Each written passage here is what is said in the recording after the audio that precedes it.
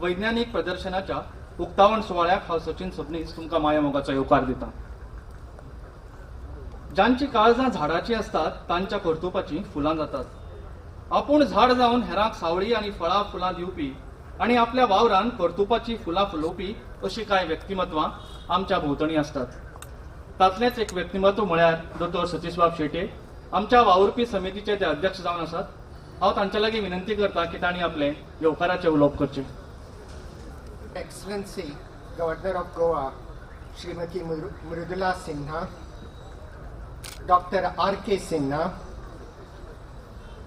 Raksha Mantri Manohar Bab Parrikar, Professor Suhas Godse, Shri Madhav Kelkar, Shri Abhay Bhamaikar, Office Bearers of Vigyan Bharati, dignitaries, others who have come here to attend this exposition, I welcome you all. On behalf of the organizing committee, it is a pleasure to see you all, particularly the students who have gathered here in large numbers. This exhibit is being held as a part of the 4th Bharatiya Vigyan Sammelan and Expo 2015. The purpose of this exposition is to make a cross-section of our society aware of what is happening in the arena of science and technology in the country. The exposition in particular aims at attracting the younger of our citizens, especially our students. The exhibit aims at complementing the major themes around which the Sammelan is being organized. These themes in turn are the major themes that the country will be pursuing in the days ahead to achieve socio-economic progress. Some of these are Make in India campaign, the Swachh Bharat campaign, healthcare for all through modern and traditional medicine, and awareness about Indian science as a component of the global science and technology development. In essence, the Sammelan and Expo would like to put science and technology on the center stage of the effort to achieve socio-economic progress of the masses of the country while keeping in view the realities of the country. We consider it a privilege that we have here with us today Honorable Governor of Goa, Srimati Mridula Sinha, to launch the exhibit. Srimati Sinha was born in Muzaffarpur district of Bihar.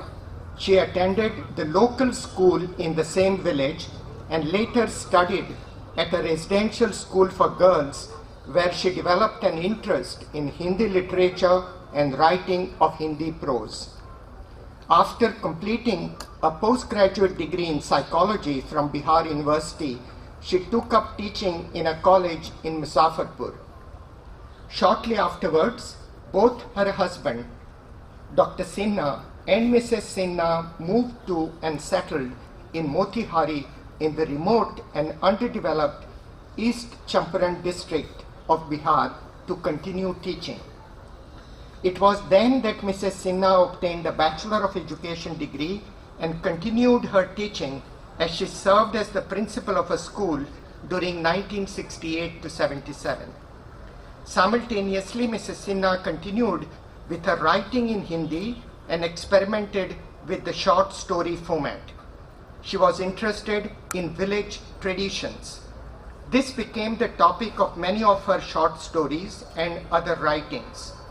These have so far resulted in more than 46 books that have received considerable acclaim from scholars of Hindi and have led to many literary honors. 21 Doctor of the National Executive of Bharatiya Janata Party. During the BJP's campaign in the last year's elections, she was in charge of the BJP Mahila Morcha. On August 25, 2014, she was appointed Governor of Goa. More recently, Honorable Prime Minister has appointed her on his top advisory group on Swachh Bharat Abhiyan, one of the themes of this Sammelan and Expo. Welcome, ma'am, to this Expo. I also welcome others who are attending this function that marks the beginning of Goa, Srimati Mridula Sinha, Honorable Minister for Defence, Government of India, Shri Manohar Parrikar, Chairman of the 4th Bharatiya Vignan Sammelan and Expo, Dr. Satish Shetye, other dignitaries on the dais, dear friends. So basically, this exhibition what we see here is a culmination of rural technology and the modern technology. And what we see here right now is basically indigenous technology which is being developed by DRDO. This exhibition is spread across 800 square meter area comprising of 192 stalls and 12 pavilions. The main motto of this exhibition is to give opportunity to showcase innovations for rural artisans as well as modern innovators. So we have received premier research institutes funded by Government of India, which includes DRDO. DRDO has taken approximately 48 stalls, plus you can see 1000 square meter of areas, and they are showcased. They are all indigenous technologies, including unmanned surveying robot, that is quadcopter. Plus you can see all the missiles like Akash, BrahMos. Along with that, ISRO is displaying all their Mangalyaan Yatra. So whatever, all the innovations what they have done with regard to space has been displayed here. Along with that, Indian National Center for Ocean, that is INCOIS, plus Institute of Geomagnetism, National Institute of Oceanography, National Center for Antarctic and Ocean Research, Hindustan Aeronautics Limited, Wadia Institute of Himalayan Geology, Murmugaon Port Trust, Goa Shipyard Limited, Southern Western Railways, they are displaying all their latest innovations. Along with that, we have given scope for local artisans. And when I say local artisans, we have got artisans from Madhya Pradesh. Madhya Pradesh is displaying around 50 artisans have come all the way from Madhya Pradesh, and they are displaying all their rural technologies, which includes bamboo, plus their pottery and all those innovations what they have done is displayed here. Government of Goa is also displaying some stalls here, which includes Directorate of Agriculture, ICAR, Old Goa, Forest Department. STPI, that is Software Technology of Park, has they have given opportunity to 20 technocrats. That is 20 technology innovations are displayed here. Along with that, we have given opportunity to Goan students. Like one stall is being displayed by NIT and one stall is being displayed by Goa Engineering College. Along with that, the innovations have come from St. Xavier College, Agnel Institute. Along with that, we have given 20 stalls for young innovators who have performed very well across the country. It means they have the innovators have got prizes at national level events. Along with that, I'll just tell you 2-3 innovations which are very interesting. One innovation is there is a hand glove which moves based on your mind movements. आपके मन में, आपके दिमाग में जो विचार आते हैं उसके हिसाब से आपका हाथ हैंड ग्लोव रोबोट है वो मूव होता है. Another, there is one more innovation in which there is a wheelchair which climbs this staircase automatically. So such kind of wonderful innovations have been performed by students. Along with that, there were 2 groups and they were very keen, and those 2 groups got first place in the competition organized by SCERT in Goa. They are school students, they are very enthusiastic. We also have given them opportunity to display their innovations. So in short, we have covered wide range of spectrum: defense, medicine, Ayurveda, handicrafts, in which traditional science plus modern science both are involved. Okay, I hope that you enjoy this 4 days event and take away lots of knowledge, and hope that through these innovations we get much better innovations. Thank you very much. मनातले उमाळे आमच्या मुखार उक्तावचे. मेरा अनुरोध है आपसे कि आप अपनी मन की बात हमसे कहें.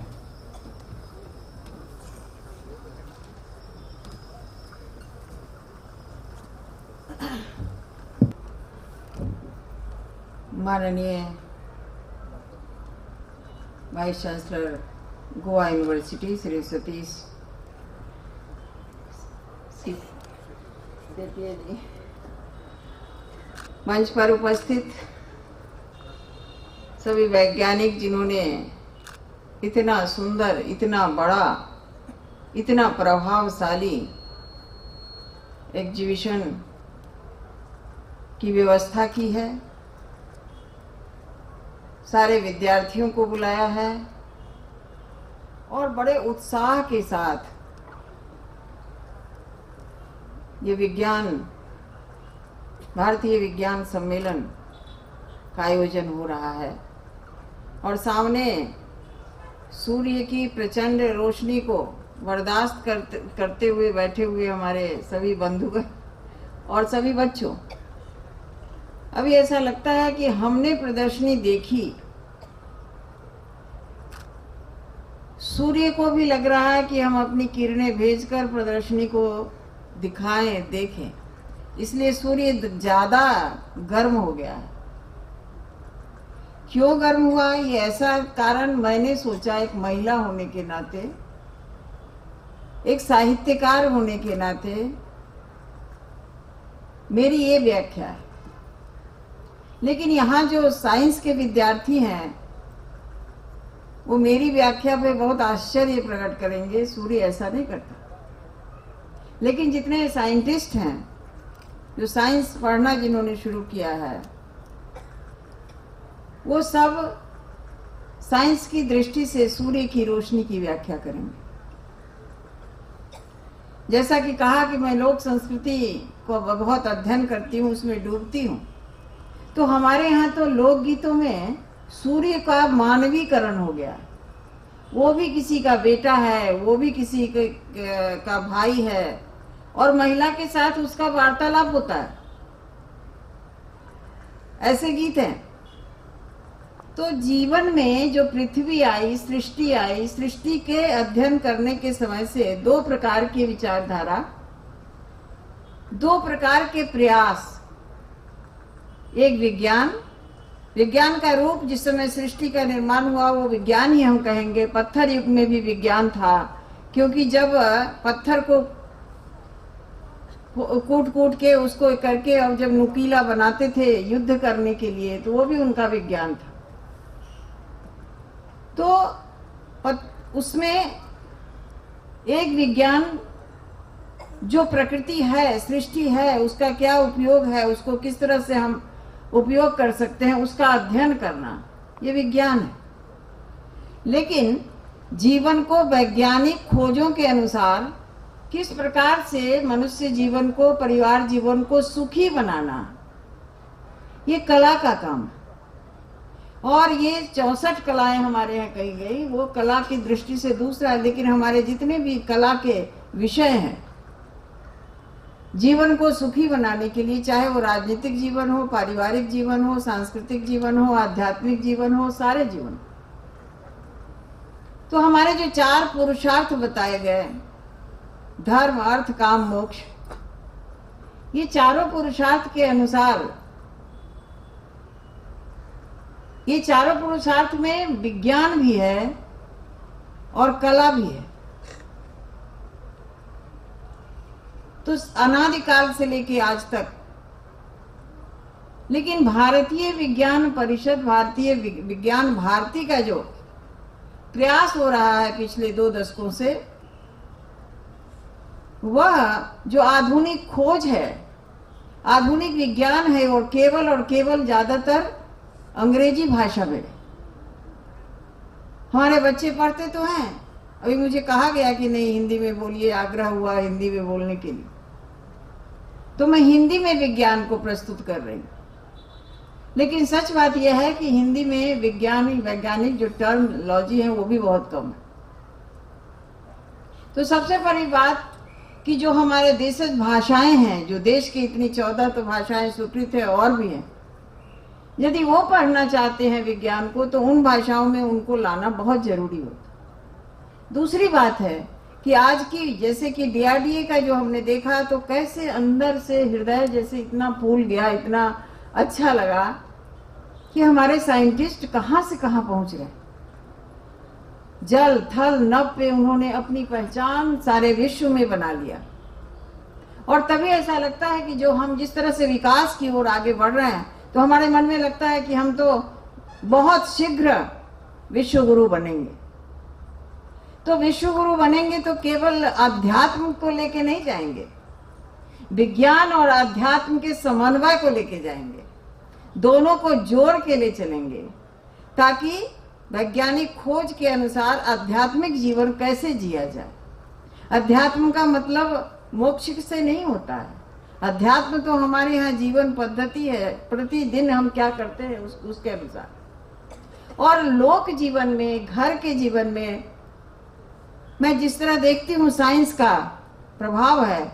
मैं आज जब सुबह सुबह सोच रही थी तो मैंने कहा कि महिला होने के नाते मैं तो किचन में कैसे साइंस का प्रयोग वहां पहुंचाऊं। और साइंस ने, हमने पढ़ा था कि दूरी, समय और दूरी पर विजय साइंस के द्वारा होता है। तो अब छोटा सा हम किचन का देखते हैं तो कितनी सहूलियतें हो गई वहां, पानी गर्म करने का, खाना गर्म करने का, खाने बनाने का तरीका, बहुत कुछ हुआ उसके डिटेल में। सबको, आप सबको धूप लग रही है और समय की भी सीमा है। लेकिन मैं एक उदाहरण देना चाहती हूं, जिसको मैं लेती हूं, महिला के क्षेत्र में ज्यादा काम किया, एकाग्रता, कंसंट्रेशन। साइंस के विद्यार्थी को बहुत एकाग्र होना होता है, और उसकी एकाग्रता के साथ ही इनोवेटिव आइडिया जाते हैं, उसको खोज निकालता है। बिना एकाग्र, ये बहुत बड़ा तप है जो हम आज प्रदर्शनी देख रहे हैं। 102 स्टॉल्स कहा, ये तप के बिना नहीं हो सकता, तपस्या के बिना नहीं हो सकता। जो आत्मा के साथ, आइडियोलॉजी के साथ, एक ध्येय के साथ जो परिश्रम किया जाता है, उसी को तप कहते हैं। तो यहाँ कहेंगे आध्यात्मिक दृष्टि से इन्होंने तप के आधार पर सारा खोज किया। एक छोटा सा उदाहरण दूं, मैं कहती हूँ कि महिलाओं में एकाग्रचित्ता ज्यादा होती है, उसको एकाग्र बनना पड़ता है। जैसे उदाहरण देती हूँ कि उसने कलछी उठाया, जीरा डाली और आग पे रख के वह जीरे को लाल करती है, उसमें घी डालती है, जीरा डालती है। थोड़ा भी कंसंट्रेशन इधर उधर होता है तो जीरा जल जाएगा, या वो चाहिए जो ब्राउन होना वो नहीं होगा। और उसने छौंक लगा दी, दाल का स्वाद नहीं बनेगा। फुल कंसंट्रेशन के साथ साइंटिफिक वे में, जो साइंस ने कहा है इतनी देर पर घी गर्म होगा, इतनी देर पर जीरा गर्म होगा, आग का लौ यहाँ रखना, ये साइंटिफिक अध्ययन है। वो महिलाओं को देरी करना पड़ता है। तो इस तरह से जीवन के हर क्षेत्र में, और साइंस ने जो कुछ एग्रीकल्चर में, आध्यात्मिक या पुराने हमारे आयुर्वेद के पुस्तकों से ढूंढ ढूंढ के आज फिर दिया है और फिर से उसको रिवाइव किया है। तुलसी का महत्व तो कभी कम हुआ नहीं। लेकिन हल्दी हमारे जीवन में व्यवहार होता है, लेकिन हम उसका महत्व नहीं जानते। एक आपको उदाहरण देती हूँ। लोक जीवन में जब लड़की की विदाई होती है तो उसके आंचल में, और यहाँ भी अभी हल्दी का कुमकुम लगाया मुझे, और चावल ऊपर से छिड़का, उसमें दूब भी रही होगी। तो उस विदाई में उसको दूब दी जाती है और हल्दी दी जाती है, सिक्का दिया जाता है, चावल दिया जाता है। ये साइंटिफिक है, ये बहुत ही साइंटिफिक है। अभी समय नहीं हो, मैं समझ गई कि आप लोग समझिएगा, इसको बड़े विस्तार में नहीं जाऊंगी। एक एक बहुत सारे, सूर्य को प्रणाम करना, सूर्य को जल देना, उससे हमारा रेज निकलता है तो हम सब जानते हैं हमारा शरीर ठीक होता है। और ये जो साइंटिफिक ज्ञान थे वो हमारे पूर्वजों ने लोक व्यवहार में डाल दिया, लोक गीत में डाल दिया। इसलिए एक लोक गीत है कि सास पूछती है बहू से कि तुम्हारा बच्चा इतना सुंदर कैसे है, और वो बहू जवाब देती है कि मैं तो प्रतिदिन, जब से मैं गर्भवती हुई, प्रतिदिन मैं सूर्य को प्रणाम करती थी, जल ढालती थी, रविवार का व्रत करती थी। ये सारी चीजें हमारे यहाँ साइंटिफिक तरीके से घर का निर्माण कैसे करें। अभी हमने एक घर देखा, मुझे अपना गांव का घर याद आ गया। यहाँ जो हमने देखी वो व्यवस्था हमारे गांव में भी थी, सारे हिंदुस्तान में थी। और इसीलिए इन सारी बातों से लगता है कि विविधता में एकता और हिंदुस्तान एक था, एक संस्कृति है, एक हम हैं। ये बहुत भाव हमें जगता है, बहुत सुंदर लगता है। तो मैं ये कहना चाहूंगी कि अपनी हर भाषा में साइंटिफिक ये होना चाहिए। और जैसे जितने भी तंत्र ज्ञान हैं उनको सरल भाषा में, लोक जीवन में, लोक के साथ जोड़ना बहुत जरूरी है। ये उपलब्धियां हमारी हैं, इनके अपने अपने कार्य क्षेत्र हैं, सारे हैं, लेकिन लोक व्यवहार से जोड़ना, उनको ज्ञान देना, यह भी बहुत जरूरी है। जैसा पहले तो लोकगीत बना लिया था, लोक के बीच में इन चीजों को ले जाना आवश्यक है। मैंने जब यहाँ पे देखा गार्बेज मैनेजमेंट के लिए प्रयोग हुए 2-3 स्टॉल देखे, और आज के समय में मैंने उस स्टॉल पे कहा कि आपकी महत्ता बढ़ गई। ये तो बहुत दिनों से प्रयोग हो रहा है, बहुत दिनों से इसकी जरूरत हो रही है, लेकिन आज जब स्वतंत्र ये स्वच्छता अभियान चला है, उस समय गार्बेज मैनेजमेंट, आज के समय में इसकी बहुत बड़ी आवश्यकता बढ़ गई है। मैं जानती हूँ देश नहीं विदेश में भी जाकर हमारे बच्चे जो नाम कर रहे हैं। मैं एक प्रसंग बताना चाहती हूँ। मैं अमेरिका में गई, बस से जानबूझ के मैं यात्रा कर रही थी। एक अमेरिकन लेडी थी मेरे पास बैठी हुई।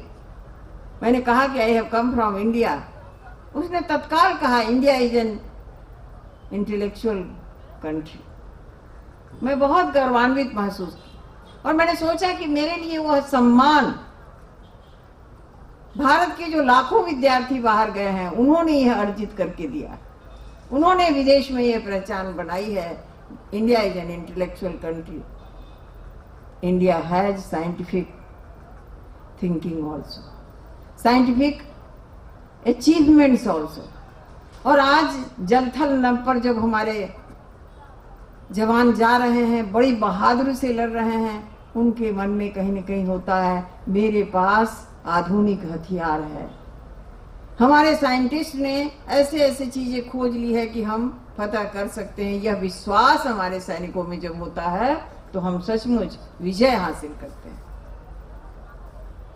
बहुत कुछ नहीं कहूंगी, मैं समझती हूँ जिस इशारे से मैंने बात कही, विज्ञान भारती को भारतीय विज्ञान सम्मेलन के लिए बहुत बहुत शुभकामनाएं देना चाहूंगी। इस राज्य की मैं प्रथम नागरिक हूं, और बहुत दिनों से मैं कहती थी कि मैं, और आज तो सभी बच्चों को कहती हूँ तुम लोग की दादी हूं मैं। तो गोवा की प्रथम नागरिक की हैसियत से, 4 बच्चों की दादी की हैसियत से, साइंस को अपने जीवन में, वैज्ञानिक उपलब्धियों को अपने जीवन में उतारते समय इसको अध्यात्म से जोड़े रखना, इसको भारतीय संस्कृति से जोड़े रखना, इसको भारतीयता का रंग प्रदान करना, यह विज्ञान भारती ही कर सकती है। इसी को करना चाहिए। बहुत बहुत शुभकामनाएं। बहुत बहुत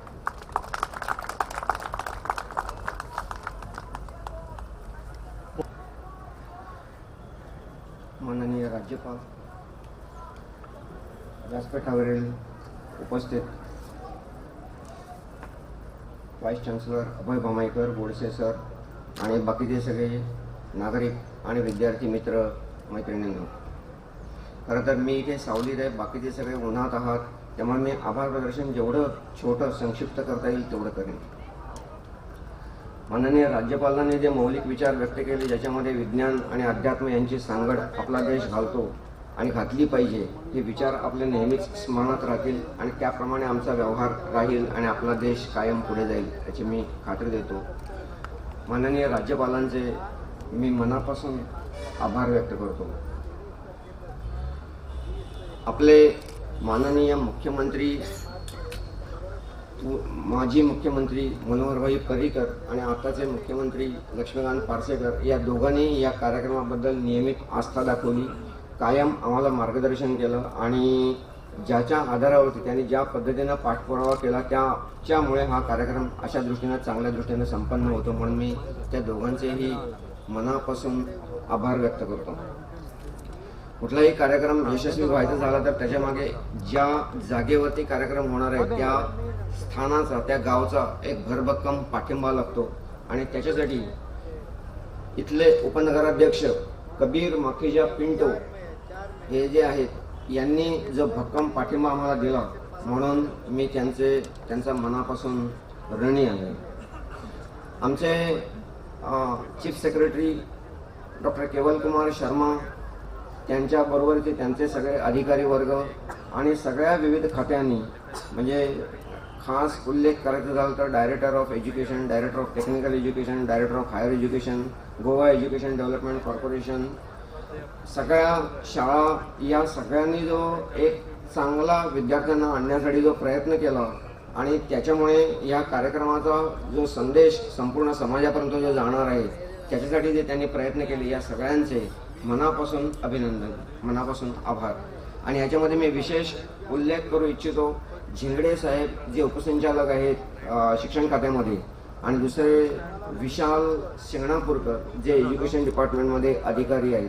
या दोघांनीही या कार्यक्रमासाठी विशेष परिश्रम घेतलेले आहेत.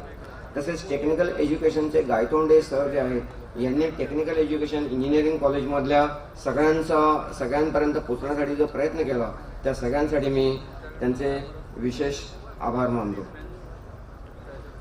आपली इथली सुरक्षा व्यवस्था जी आहे, सुरक्षा, वाहतूक व्यवस्था आणि लॉ अँड ऑर्डर या सगळ्यासाठी आपले DGP director general of police Garg, नंतर मग SP security Kashyap madam, SP security Vamantari, SP north Kashyap madam आणि SP ट्रॅफिक मापणे सर, या तिघांनी चांगलं कॉपरेशन, चांगलं सहकार्य दिलं आम्हाला आणि पूर्ण आश्वस्त केलं.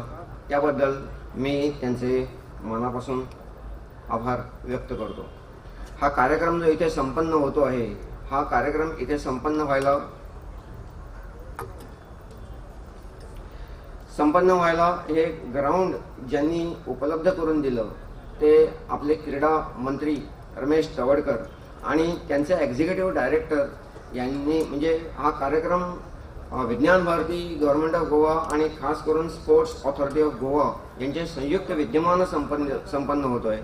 त्यामुळे executive director sports authority of Goa Sandeep Jakis आणि त्यांचे सगळं अधिकारी वर्ग यांचे मी मनापासून आभार व्यक्त करतो. या कार्यक्रमासाठी बरेच जण वावरले, त्याच्यामध्ये खास करून NIO सायंटिस्टांचा विशेष उल्लेख केला पाहिजे.